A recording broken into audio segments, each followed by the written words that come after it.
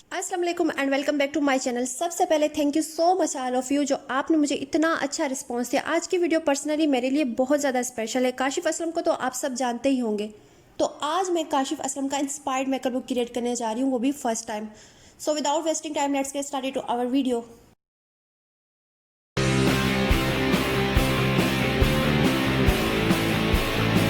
मैंने ऑलरेडी अपनी स्किन को प्रेप करके बेस बनाने के लिए रेडी किया हुआ और यहाँ पे मैं मिसरत मिसबा की सिल्क फाउंडेशन क्रीम अप्लाई कर रही हूँ। इसे मैं अपनी फिंगर टिप से अप्लाई करूँगी। फिंगर टिप से अप्लाई करने से आपकी बेस अच्छी बनती है बानिस्बत के आप ब्रश या स्पंज से अप्लाई करें। ब्रश से जब आप अप्लाई करते हैं तो इससे आपकी बेस में पैचेस बन जाते हैं, जबकि आप स्पंज से अप्लाई करते हैं तो इससे आपका आधे से ज़्यादा प्रोडक्ट तो स्पंज एब्जॉर्ब कर जाता है।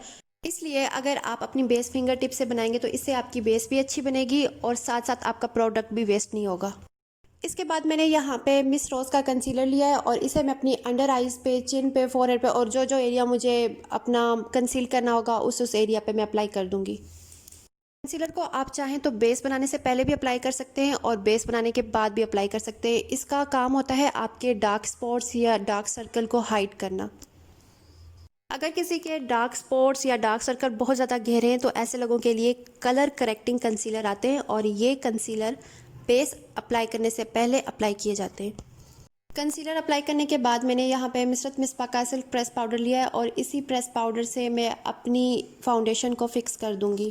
प्रेस पाउडर अप्लाई करते हुए आपने इस बात का ध्यान रखना है कि आपने इसको रब करके अप्लाई नहीं करना, बल्कि आपने इसको टैप करके या प्रेस करके अप्लाई करना। अगर आप इसको रगड़ के अप्लाई करेंगे या फिर आप रब करके अप्लाई करेंगे तो इससे आपकी बेस फटने के चांसेस हैं। आई मेकअप करने से पहले मैं अपनी आईज़ की बेस बना लूँगी इस मैट पीच शेड से। उसके बाद मैंने ये ग्रीन शेड लिया है, वो भी मैट में, और इसे अपनी आईज़ के आउटर कॉर्नर पे और क्रीज एरिया पे अच्छी तरह से अप्लाई कर दूँगी। आप जब भी शेड्स की ब्लेंडिंग करें तो इसे हल्के हाथ से ब्लेंडिंग करें। अगर आपने रगड़ रगड़ के इसकी ब्लेंडिंग की तो एक तो इसकी ब्लेंडिंग नहीं होगी सही से, दूसरा आपके शेड्स के बीच में पैचेस पड़ जाएंगे। अब यहाँ मैंने ये कॉपर शेड लिया है और इस कॉपर शेड को मैं अपनी फिंगर टिप से अपनी आईलिड के बिल्कुल सेंटर एरिया पे अप्लाई कर दूंगी।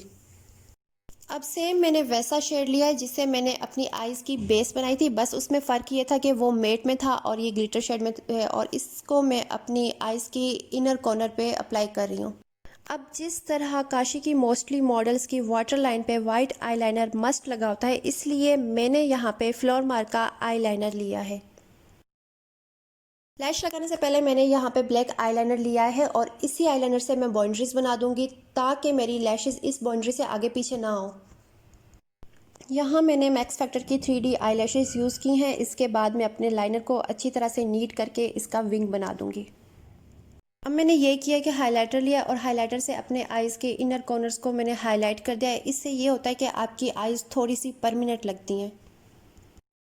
पूली की मदद से अपनी आईब्रोज को कम कर दूंगी। उसके बाद मैंने ये किया है कि अपनी पैलेट में से ही मैंने मैट डार्क ब्राउन शेड लिया है और उसी शेड से ही मैं अपनी आईब्रोज को शेप में ले आऊँगी।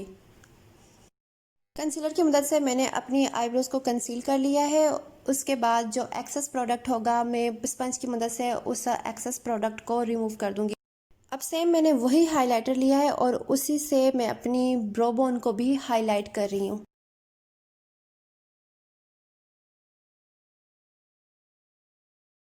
लैश कलर की मदद से मैं अपनी लैशेस को कलर करने के बाद यहाँ पे मैं Huda Beauty maximum 3D triple volume mascara apply कर रही हूँ। इसे मैं अच्छी तरह से अप्लाई कर दूंगी अपनी अपर लैशेस पे भी और अपनी लोअर लैशेस पे भी।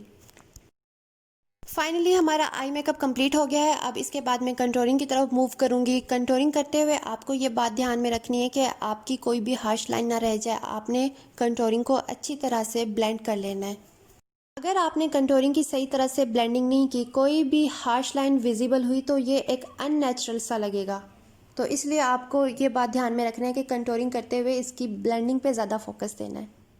मैंने आपको अपनी प्रीवियस वीडियो में बताया था कि आपको राउंड और लॉन्ग फेस के ऊपर किस तरह की कंटूरिंग करनी है। बाकी दूसरी शेप्स के ऊपर भी मैं आहिस्ता आहिस्ता आपको साथ साथ बताती रहूँगी। अब इसके बाद मैंने ब्लश के दो शेड लिए, एक पिंक और एक पीच।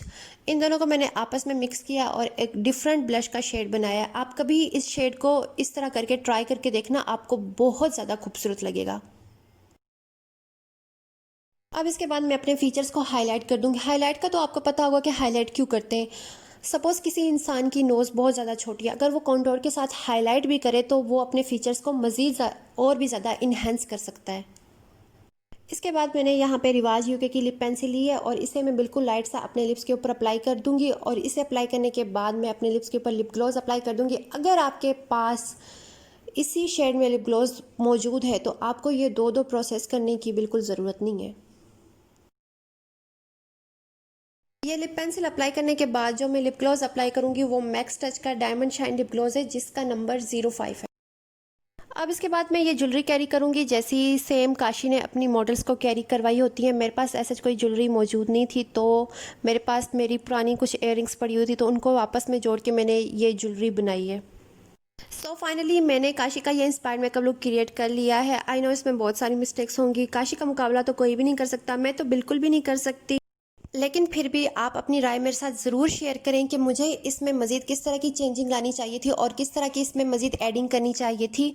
अगर आपको ये वीडियो पसंद आई तो वीडियो को लाइक करें, चैनल को सब्सक्राइब करें और इसे मज़ीद आगे शेयर करें। आप अपना बहुत सारा ख्याल रखें, मुझे भी दुआओं में याद रखें। खुद हाफिज़ एंड थैंक्स फॉर वॉचिंग।